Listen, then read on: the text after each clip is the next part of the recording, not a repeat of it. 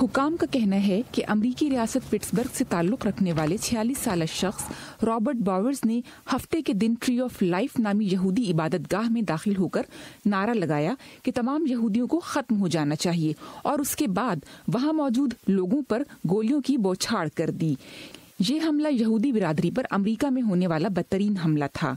बुध की रात अमेरिकी रियासत फ्लोरिडा में होने वाली एक रैली से खिताब करते हुए सदर ट्रंप ने इस हादसे और इसके बाद इलाके के अपने दौरे की कवरेज पर अमेरिकी मीडिया को तनकीद का निशाना बनाया। मेरे कल के पिट्सबर्ग के दौरे का मकसद इस हादसे के बाद अपनी कौम को यकजहती का एहसास दिलाना और उनके जख्मों पर मरहम रखना था। अफसोस की बात है कि घर लौटकर जब मैंने खबरों में देखा कि किस तरह अपोजिशन को सपोर्ट करने वाले मीडिया ने इस हादसे को कौम में गुस्से और नफरत पैदा करने के लिए इस्तेमाल किया है।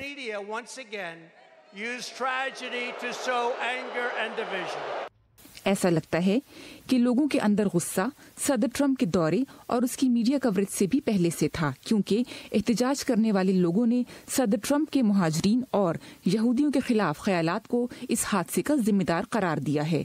एहतजाज करने वालों के मुताबिक सदर के बयानात के बायस हमला आवर के यहूद मुखालिफ जज्बात बढ़े होंगे।